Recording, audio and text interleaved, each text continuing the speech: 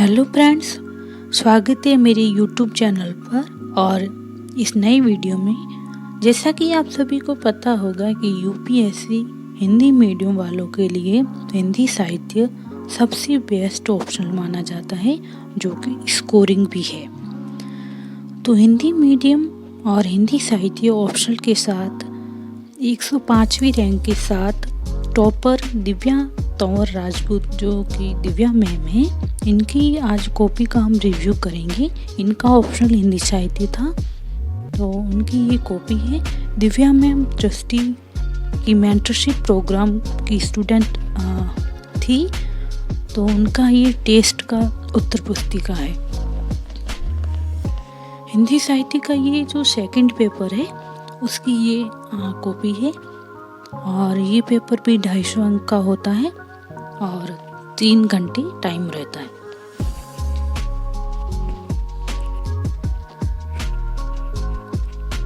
जैसा कि आप सभी को पता होगा कि न्यू बिगनर के लिए और किसी भी एस्पिरेंट के लिए टॉपर्स की कॉपी का रिव्यू करना और उनसे सीखना बहुत ज़रूरी रहता है। और जैसा कि दिव्या में टॉपर है, तो इनकी कॉपी का रिव्यू करना चाहिए। और इनको इस टेस्ट में, इस सेकंड पेपर में 250 में से लगभग 150 अंक प्राप्त हुए हैं, जो कि दोनों पेपरों में 300 प्राप्त करने के लिए पर्याप्त है।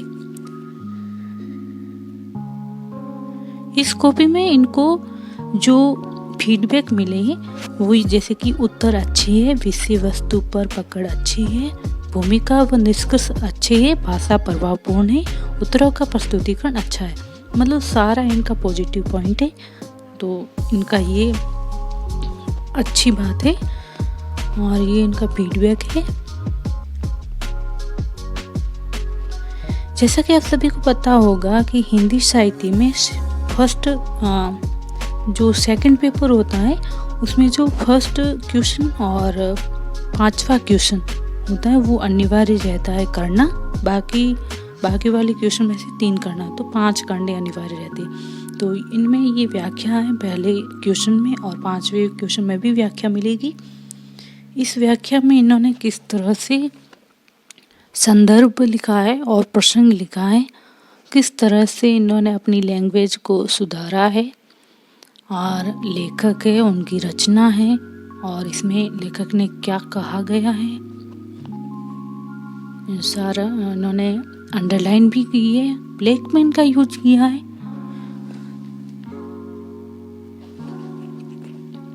और ये देखो, इन्होंने व्याख्या सब थोड़ा अटपटा मतलब लिखा था, तो चेक करने वालों ने गोला कर रखा था, ये भी है। और यहाँ इन्होंने अंडरलाइन भी किया। सबसे मेन बात है व्याख्या में कि विशेष लिखना जरूरी रहता है और इससे नंबर मिलते हैं। विशेष में हम साहित्यिक भाषा का यूज कर सकते हैं, जैसे कि भाषा कैसी है, प्रतीक उपमाओं का प्रयोग हुआ है, शब्दावली कैसी है, कैसे शब्दों का यूज हुआ है, ऐसे हम पॉइंट लिख सकते हैं। इस व्याख्या के आंसर में इनको गुड मिला है और 10 में से 6.5 नंबर मिले हैं, जो कि अच्छे हैं। सेकंड व्याख्या में इन्होंने संदर्भ में कुछ गलती की है, जो कि चेक करने वालों ने इनको सुधार दिया है। जो ये व्याख्या है वो बालकृष्ण भट्ट के निबंध साहित्य जन समूह के हृदय विकास का विकास है, ये नामक जो निबंध है, इससे व्याख्या आई हुई है। और दिव्या मैम ने थोड़ा भारतेंदु का निबंध समझ लिया, फिर भी इन्होंने व्याख्या है, विशेष है, ये बहुत अच्छे से लिखा है। इनकी वजह से इनको 10 में से 1.5 नंबर तो जरूर मिला है।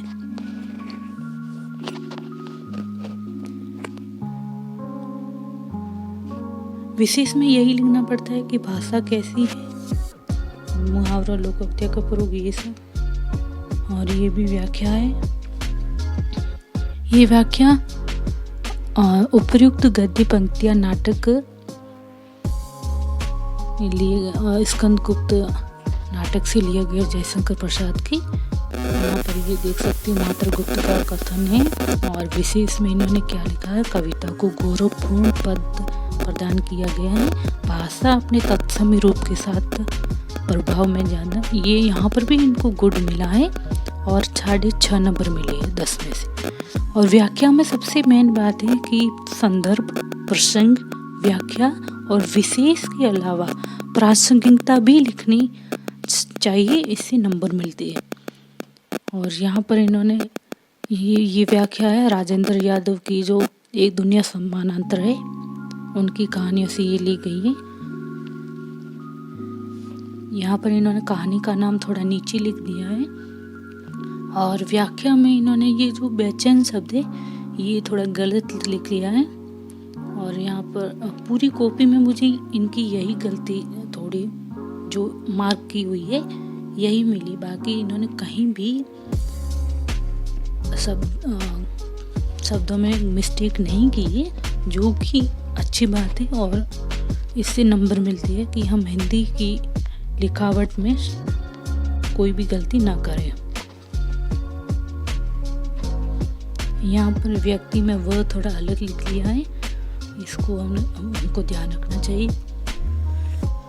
और यहाँ पर भी क्वेश्चन में ठीक लिखा है, यानी गुड है, और 10 में से 6 अंक मिले हैं। यहाँ ये उपयुक्त गद्यावतरण आंचलिक उपन्यासों के शिखर पुरुष फणीश्वरनाथ रेणु द्वारा ये मेला आंचल से और डॉक्टर प्रशांत की ये पंक्तियाँ हैं, व्याख्या है। यहाँ पर इन्होंने अंडरलाइन भी किया है, विशेष लिखा है, प्रासंगिकता भी लिखी है और ब्लैक पेन का भी यूज किया है। यहाँ पर भी इनको गुड मिला है और 6.5 नंबर मिले हैं 10 में से, जो कि अच्छे अंक है और यही टारगेट होना चाहिए। और दूसरा क्वेश्चन है, वो पहला क्वेश्चन व्याख्याओं वाला था, दूसरा क्वेश्चन है अपने उपन्यासों व कहानियों में प्रेमचंद की बुनियादी चिंताएं अपने समय की। तो ये प्रेमचंद जी के बारे में है, तो इन्होंने किस तरह से लिखा है देख लो आप जी। प्रेमचंद जी के उपन्यासों के नाम लिखे हैं इन्होंने, और उपन्यासों में क्या मूल संवेदना है वो भी लिखी है, और कैसे इन्होंने बॉक्स का यूज किया है, ब्लैक पेन का यूज किया है, गबन में अनियंत्रित इच्छाओं के दुष्परिणाम को बताया गया है, और रंगभूमि में महाजनी संप्रेता के शोषण को प्रेमाश्रय, गोदान, इन सारों का नाम लिखकर इसमें क्या क्या मूल संवेदना है सारा कुछ इन्होंने लिखा है। और ध्यातव्य है कि इसमें भविष्य की और मतलब इन्होंने कहानियों के नाम भी लिखे और कहानियों के अंदर क्या इन्होंने मूल संवेदना वगैरह सब कुछ वो लिखा। मेन बात ये है कि इन्होंने कथन का यूज किया, और यही हमें ध्यान रखना चाहिए कि हर आंसर में, हिंदी साहित्य के आंसर में कथन का जरूर यूज करना चाहिए, उदाहरण जरूर यूज करने चाहिए। यहाँ पर डॉक्टर रामविलास शर्मा का प्रेमचंद जी के बारे में जो कथन है इनका यूज किया है, और दूसरा भी उदाहरण के रूप में इन्होंने कथन का यूज किया है। इनकी वजह से इनको 20 में से 12.5 अंक मिले हैं और वेरी गुड मिला है। तो हमें भी यही टारगेट रखना चाहिए कि ऑप्शनल के हिंदी साहित्य के आंसर में हमें कथन का यूज और उदाहरण का यूज जरूर करना चाहिए। और ये नाइस आंसर है। ये श्रद्धा भक्ति निबंध, ये जो रामचंद्र शुक्ल जी का जो निबंध है, जो निबंध नीलेश से संबंधित है, यहाँ पर इन्होंने आंसर क्वेश्चन के हिसाब से विशिष्टताएं लिखी हैं शुक्ल जी के बारे में और श्रद्धा भक्ति के। यहाँ पर भी इन्होंने उदाहरण के हास्य व्यंग्य का बोध है, उदाहरण के लिए इन्होंने कथन का यूज किया जब कोई यहाँ पर कथन है। और शुक्ल जी की शैली की दूसरी विशिष्टता ये है कि उन्होंने सूत्र भाषा का अत्यंत सदा हुआ प्रयोग किया है। यहाँ पर भी इन्होंने कथन का यूज किया। प्रेम और श्रद्धा के योग का नाम भक्ति है। यहाँ पर भी इनको गुड मिला है और 15 में से 9.5 अंक मिले हैं। अंक इनको सब क्वेश्चन में अच्छे मिले। और ये है दिव्या उपन्यास के बारे में जो क्वेश्चन है, यहाँ पर भी इन्होंने किस तरह से लिखा है देख लीजिए आप। अगर आपको ये कॉपी पूरी पढ़नी है तो आप वीडियो को रोक कर और पढ़ सकते हो, बहुत साफ है लिखा हुआ। यहाँ पर भी इन्होंने कथन का यूज किया है। और ब्लैक पेन का यूज किया है। यहाँ पर भी इन्होंने देखो इतने वर्षों पर्यंत न्याय, वो जो दिव्या में कथन है ना वो है, और ये मारिस का कथन है। यहाँ पर भी इनको गुड मिला है और 15 में से 9.5 अंक मिले हैं। भाग्य का अर्थ है विवशता तथा कर्म फल का अर्थ है ये कथन है। और ये क्वेश्चन इन्होंने स्टार्ट किया था लेकिन बाद में इनको सही नहीं लगा तो इनको गलत करना पड़ा। तो गलत करने के लिए 2 लाइन ही लिखनी, 2 लाइन से ही काटना चाहिए, न कि जैसे स्टूडेंट करते हैं ना घिसा पिटी करते ज़्यादा, ऐसे वैसा नहीं करना चाहिए। 2 लाइनें खींचकर और गलत मान लिया जाता है इसे। और ये 5वां क्वेश्चन है जो कि एक फर्स्ट क्वेश्चन और 5वां क्वेश्चन ये हमें करना कंपल्सरी रहता है और दोनों व्याख्याओं से संबंधित होते हैं। और 5वीं ये व्याख्या है, संदर्भ लिखा है भारत दूरदर्शन से ये व्याख्या आई हुई है। यहाँ पर इन्होंने संदर्भ प्रसंग व्याख्या लिखी है, विशेष लिखा है, भाषा तत्समी होते हुए भी प्रभाव की दृष्टि से जानदार है, अंधकार को पात्र बनाकर उसकी विशेषताओं से वो था, और गुड मिला इनको। यहाँ पर इन्होंने जो व्याख्या लिखी है, राजेंद्र यादव की एक दुनिया समानांतर से तो है लेकिन कहानी का नाम लिख दिया और कहानी के लेखक का नाम नहीं लिखा। तो जो चेक कर रहे थे उन्होंने रघुवीर सहाय जो विजेता कहानी के लेखक है उनका नाम लिख दिया है। प्रसंग में इन्होंने ये लिखा है, व्याख्या में किस तरह से इन्होंने गैप रखा है शब्दों के बीच में और साफ साफ लिखा है, ऐसा हमको भी लिखना है। और ये विशेष है और यहाँ पर भी इनको गुड मिला है, मतलब सारी क्वेश्चन में इनको गुड ही मिला है तो अच्छी बात है और बहुत कुछ सीखने को मिल सकता है इनकी कॉपी से। और ये है दिव्या से व्याख्या आई हुई है।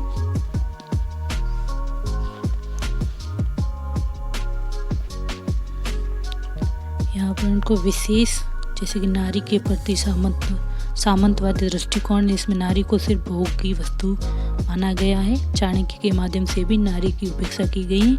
यहाँ पर भी इनको गुड मिला है और 6.5 नंबर मिले 10 में से। यशपाल नारी की समस्या को समग्रता में उभारने के लिए सभी दृष्टिकोण प्रस्तुत करना चाहते थे। ये व्याख्या है स्कंदगुप्त से जो कि जयशंकर प्रसाद का नाटक है। ये पंक्तियां स्कंदगुप्त द्वारा प्रेम प्रस्ताव और ये है विशेष में ये यहाँ इस क्वेश्चन में भी 10 में से 6.5 नंबर मिले हैं और गुड मिला है। सारी क्वेश्चन को और कॉपीज को आप रोक कर वीडियोस को रोक कर आप पढ़ सकते हो किस तरह से इन्होंने शुरुआत की है, स्टार्टिंग की है। और यहाँ पर इनको मिला है कि प्रसंग को सुधारे, थोड़ा इनमें जो यशपाल की दिव्या के उपन्यास से व्याख्या आई है, थोड़ा इनको प्रसंग को सुधारना चाहिए, ये इन्होंने लिखा है। विशेष में भी लिखा है और यहाँ पर भी इनको 5 में से 10 में से 5.5 अंक मिले। ये भी अच्छे अंक है, ज़्यादा बुरे भी नहीं है। और मतलब 5 से ऊपर 10 में से 5 से ऊपर सारे नंबर अच्छे हैं। और इसी क्वेश्चन में बस इनको 5.5 मिले, बाकी में 6.5 मिले। मेला आंचल आंचलिक उपन्यासों की परंपरा का सर्वश्रेष्ठ उपन्यास है, किस तरह से इन्होंने स्टार्टिंग की है। और यहाँ पर इनको ये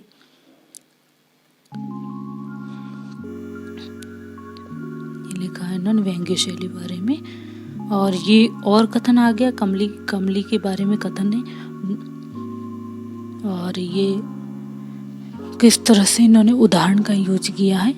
और यहाँ पर इनको 20 में से 12 अंक मिले और यहाँ पर भी गुड मिला है। सारे क्वेश्चन सारे आंसर में गुड मिला है इनको। और आप इन आंसर को रोक कर पढ़ सकती हो। मैंने थोड़ी जल्दी में किया है। यहाँ पर भी यहाँ कथन है मालव का महत्व तो रहेगा ही, उसका उद्देश्य भी सफल होना चाहिए, ऐसा कुछ ये कथन है। यहाँ पर 15 में से 9 अंक मिले और गुड मिला है। दिव्या उपन्यास इतिहास के बोध काल से संबंधित है तथा कथानक के वातावरण में इतिहास की उपस्थिति दिखाई देती है। ये इतिहास वाला वो। और यहाँ पर कौन कौन से ऐतिहासिक है चरित्र और ऐतिहासिक स्थान इन्होंने बॉक्स बनाकर सारा कुछ अंडरलाइन किया, ब्लैक पेन का यूज किया है। दिव्या इतिहास नहीं ऐतिहासिक कथा मात्र है। लेखक ने कला के अनुराग से काल्पनिक चित्र में ऐतिहासिक वातावरण के आधार पर ये कथन लिखा है ब्लैक पेन से। यहाँ पर भी इन्होंने ब्लैक पेन का यूज किया है। इतिहास विश्वास की नहीं, विश्लेषण की वस्तु है। इतिहास व्यक्ति का अपनी परंपरा का निकल गया ऊपर। और यहाँ पर भी इनको गुड मिला है 15 में से 9.5। ये भी दिव्या से है क्वेश्चन आया हुआ। यहाँ पर भी इन्होंने किस तरह से ब्लैक पेन का यूज किया है और कथन का प्रयोग किया है, उदाहरण का प्रयोग किया है। यही हिंदी साहित्य की विशेषता होती है कि हम कथन का यूज करें, उदाहरण का यूज किए। 20 में से 12 अंक गुड मिला है। किस तरह से इन्होंने कॉपी के शब्दों के बीच में गैप रखा है, इसका भी हमें ध्यान रखना चाहिए। 15 में से 9 गुड मिला है। ये महाभोज उपन्यास के बारे में है। आज तक बाहरी दबाव व भीतरी उबाल के बीच के घुटनों को टेकते आई है, लेकिन अब और नहीं। किस तरह से इन्होंने ब्लैक पेन से हाईलाइट किया है ताकि एग्जामिनर जो कि चेक करने वाला उनको यही कथन दिखे और एग्जामिनर मतलब अच्छे अंक देता है इससे, और इनको मिले भी, ये गुड भी मिला है और अच्छे अंक भी। ये यहाँ पर भी 15 में से 9 अंक, जो कि बेस्ट है। तो ये है दिव्या मैम की जो सेकंड पेपर होता है उसकी टेस्ट कॉपी। आई थिंक आपको बहुत कुछ सीखने को मिला होगा। इनकी जो मूल्यांकित उत्तर पुस्तिका है, बहुत कुछ इनसे सीखने को मिला होगा और ये इनका फीडबैक है। और अगर आपको ये कॉपी पढ़नी है तो आप वीडियो को रोक कर साफ लिखा हुआ है और पढ़ सकते हो। और अगर ऐसे वीडियोज के लिए आप मेरे चैनल को सब्सक्राइब करते हो तो कमेंट भी करिएगा। तो अगर आपको ये वीडियो अच्छा लगा है तो लाइक करना, कमेंट ज़रूर करना। अगर ऐसे वीडियोज आपको अच्छे लगते हैं और ऐसे और वीडियोज के लिए आप मेरे चैनल को सब्सक्राइब करिएगा। और पूरा वीडियो देखने के लिए thank you so much. Thanks for watching. Thank you.